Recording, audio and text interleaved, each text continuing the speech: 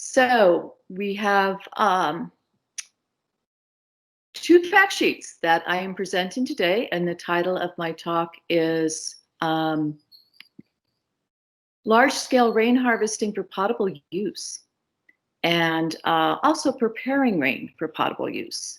So these fact sheets were developed in response to a need in the community. I work for the cooperative extension, as you heard, and our job really is to find needs in the community and help solve them for people bringing evidence-based knowledge to their attention and educating again about that solution when it is found. And I also like to see what people are doing and see that way if I can come up with suggestions to help them do it better. So I am working on these two fact sheets that are to help people in situations where their water supply is uncertain to consider, just as part of bringing it into the conversation, larger scale rain harvesting for their potable domestic needs. And these are the titles of the fact sheets that will be available at the U of A Cooperative Extension Publications website.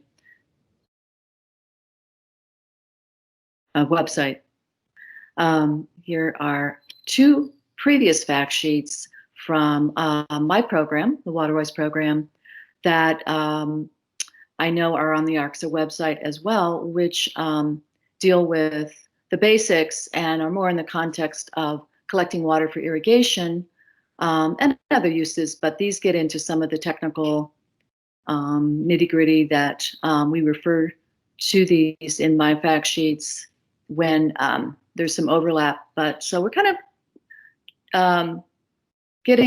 this is sort of the next publication that matched with these two publications coming out of the Waterwise program, and they're awesome. And Heather Kincaid, who I wanted to give a shout out for making this awesome diagram that is one of the illustrations in the previous publications that I mentioned. So the first one is choosing large-scale rain harvesting for potable supply.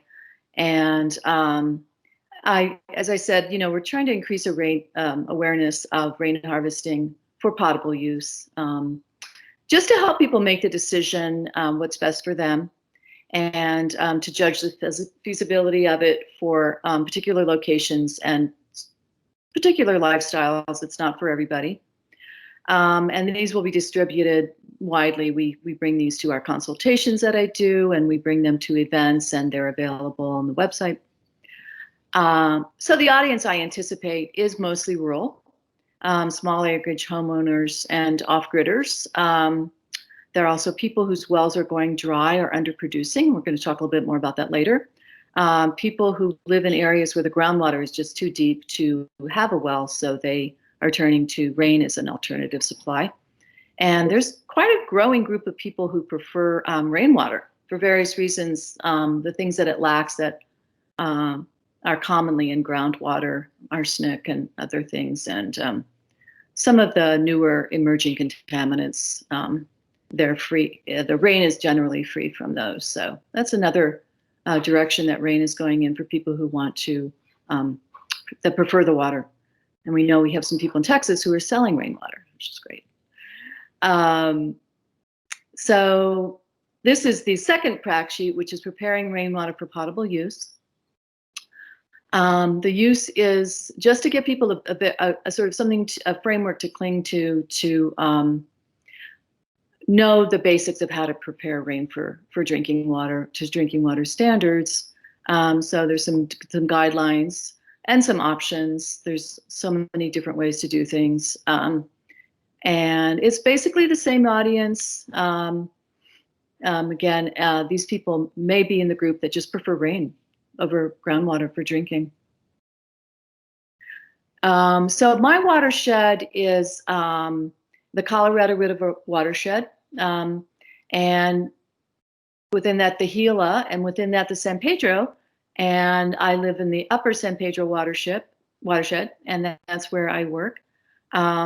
So my focus is a lot on that, is preserving the groundwater that feeds it and the base flow of that river and helping people conserve water in this area. But I also work county-wide, and in the upper part of the county is the Wilcox Basin, and it's experiencing a very kind of severe drawdown of that aquifer, in part because of large agribusiness coming in, these large farms that are really lowering the water table. So it's making it difficult. There's been a lot of anecdotal evidence about wells drying up.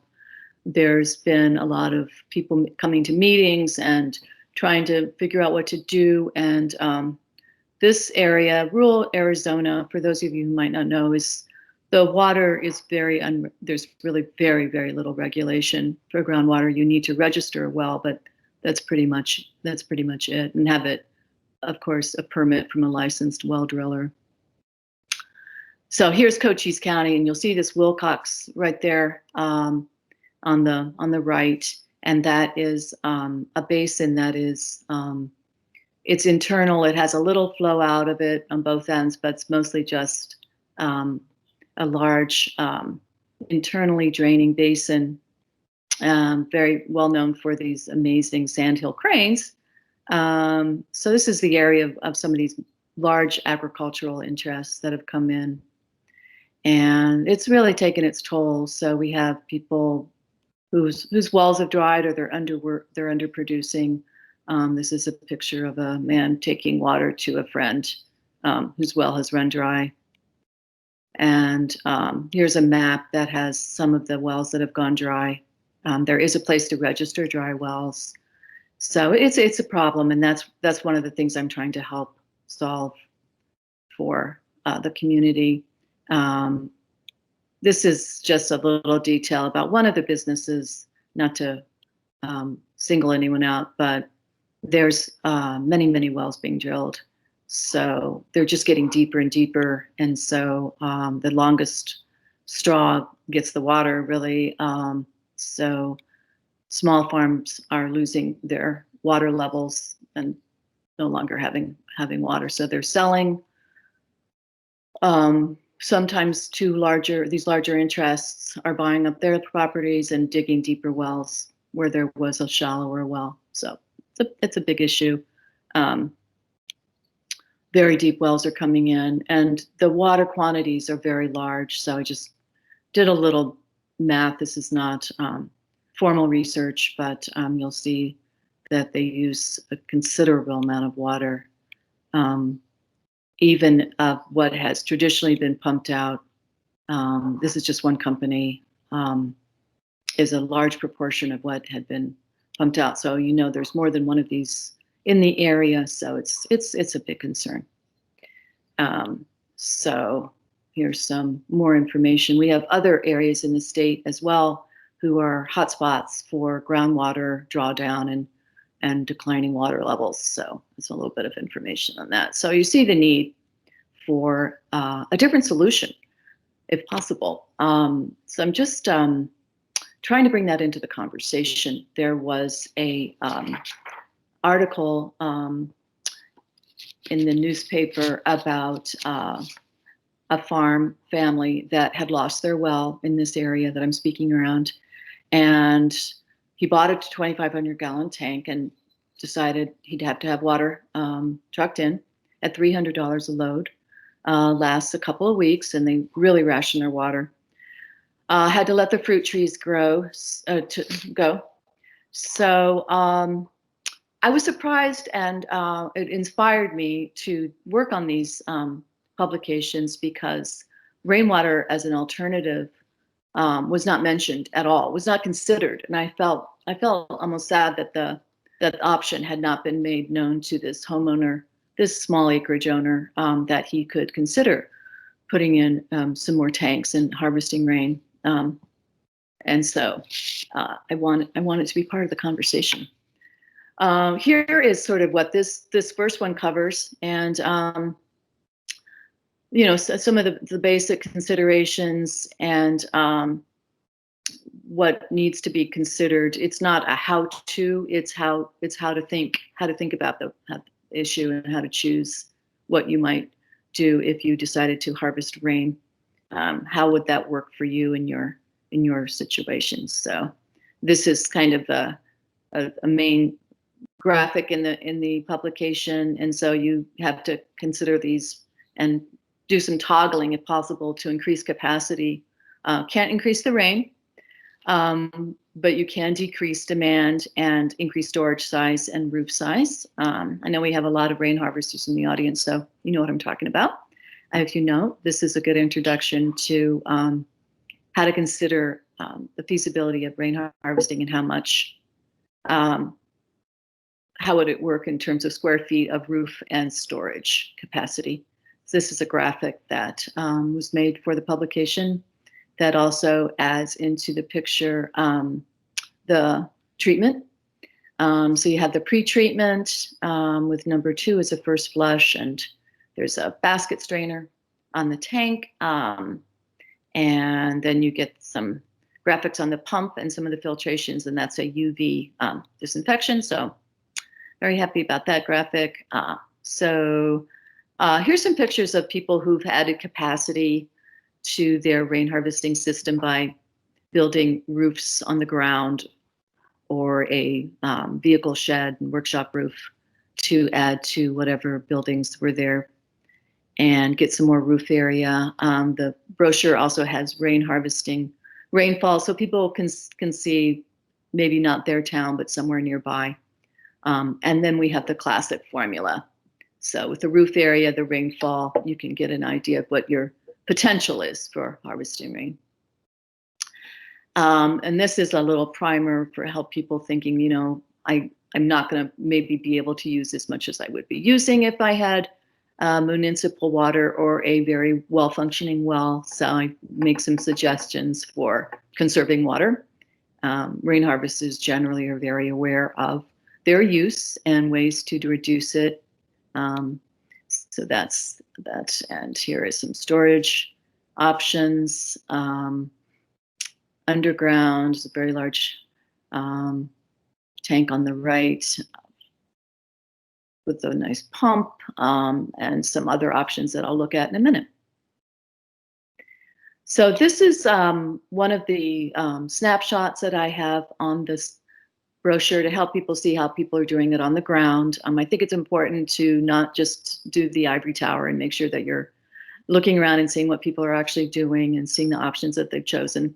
So I did 5 samples for people on the brochure. And this is one in Williams. They have a very deep groundwater level, so they're getting all their water from rain. I hope that that's happening this year. Of course, we're having a really rough year with our lack of monsoon here.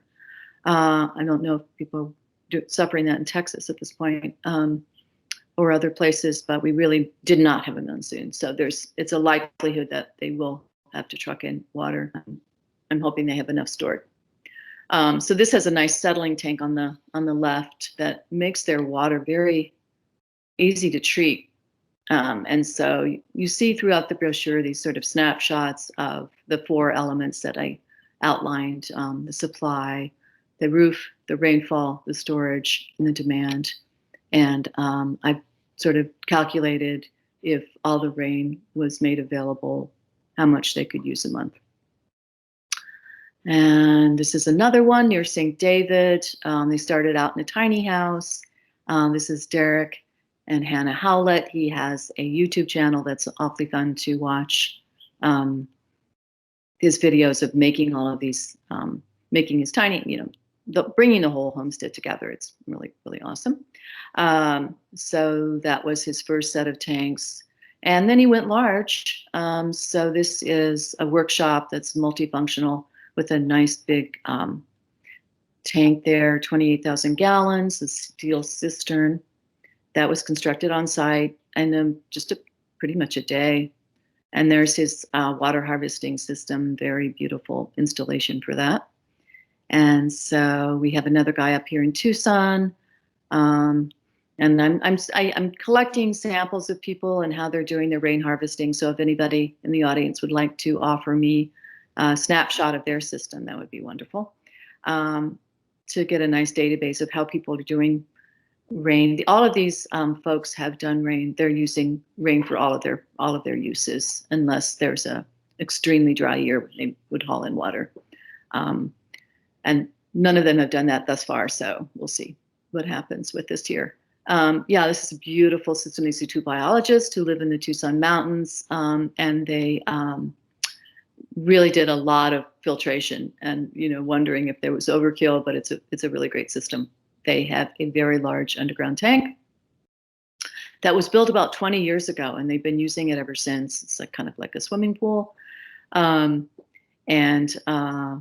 they're very water conscious, but they also supply water for their swimming pool. They use, of course, some passive rain harvesting, and like all these folks do for some of their irrigation outside, and also gray watering is a very good option to help increase supply for your irrigation outside.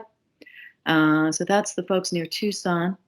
And this is a new installation not too far from here in the Sulphur Springs Valley in Arizona, southeastern corner, where they built a earth bag tank, and they surrounded it with a gabion just to give it strength. And this is the top, which is going to be also filled in with a cement mixture to create this very unusual, very cool tank. And here's a snapshot of them. So that is going to provide quite a bit of water for them. And I could say maybe half of these folks have composting toilets, so that does cut down on the usage, and other ways to conserve. So think about one of the considerations is this: if you can conserve water to the point that you would be able to use your supply. Some people just can't. They want to use 200 gallons a day or such. So that's part of the consideration. Oh, and this is the fifth one. Lovely system. I tried to do a variety of systems so that people with not a lot of money to put up front could build it gradually and different capacities. So this is something where they have quite a few tanks connected together, and quite a few roofs piped into the tanks, and lots of solar. It's a wonderful homestead. And this is their stats. So we have an off-the-grid tour with the WaterWise program down here. And so I've met a lot of folks this way who harvest their rain and do it. And it's their only supply. So that's an awfully fun thing for people to go around and see how it's being done. I also, one of the last things I do in the brochure is a cost comparison. I don't really give numbers. Things change. You have a bargain or somebody cuts you a discount, so the numbers aren't terribly relevant. But they do come up close for the little portrait that I looked at, and so I think that's something that's important to look at. I'm sorry, I just skipped forward. And there's cheaper ways to do it than even what is in this calculation. So it's just something to know that it isn't more, and it's very likely quite a bit less than digging a well.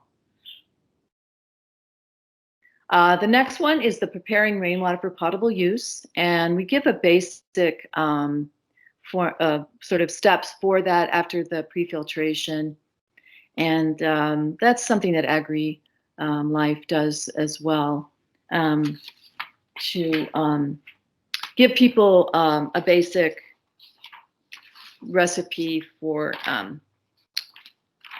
the treating the water to potable standards. There are sometimes some bacteria in rainwater because of bird poop and such on the roof, and of course some sediment coming in.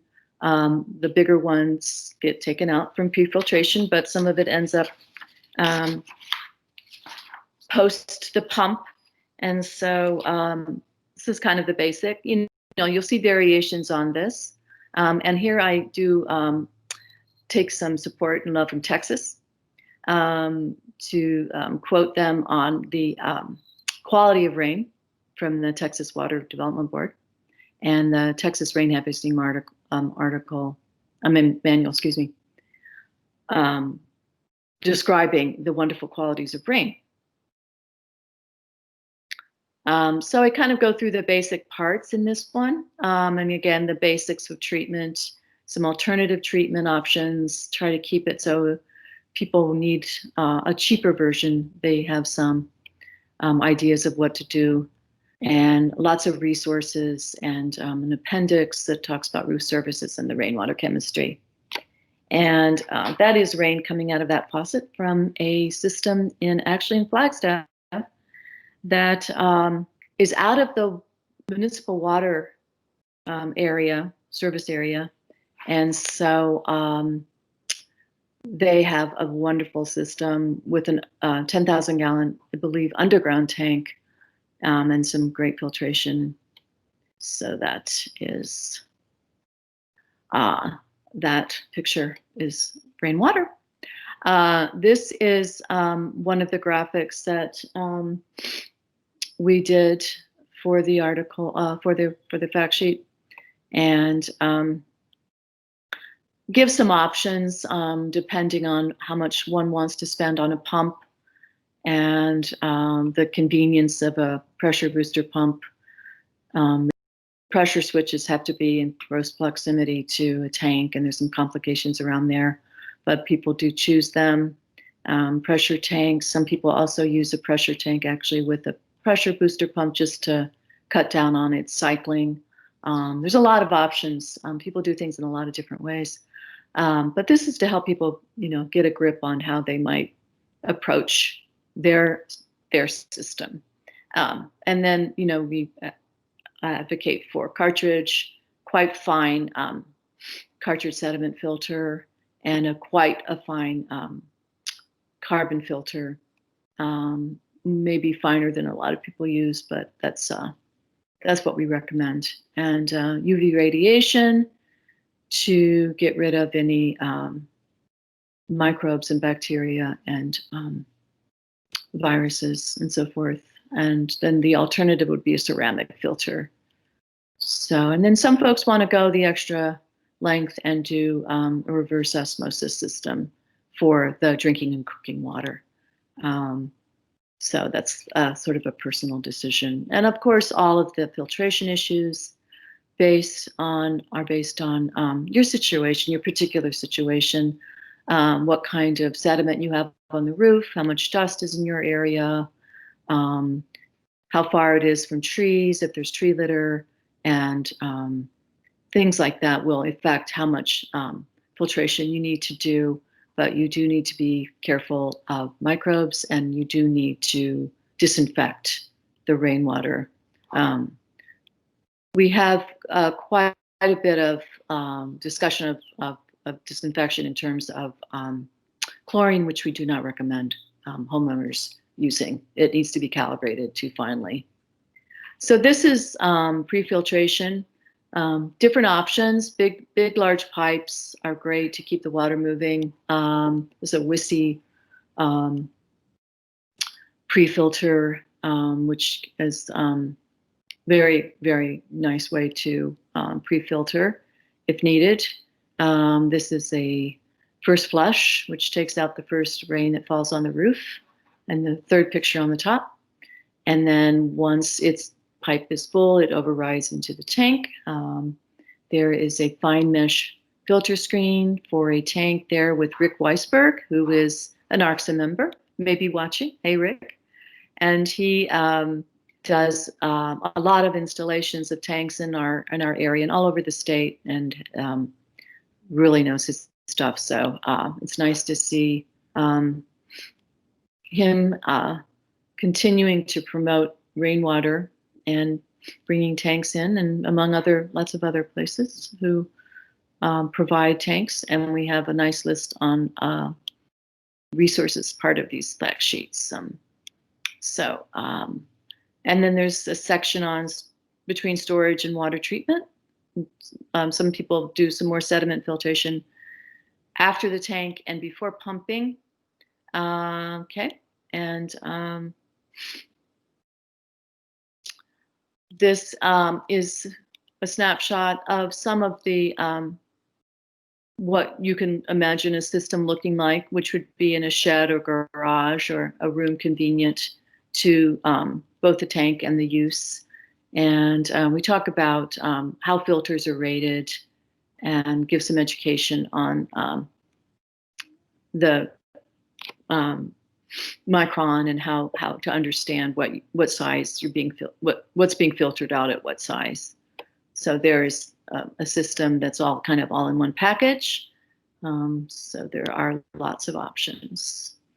And here is a system from near Austin, and that is a little different than what we're recommending because the activated carbon filter is a little larger pore size, but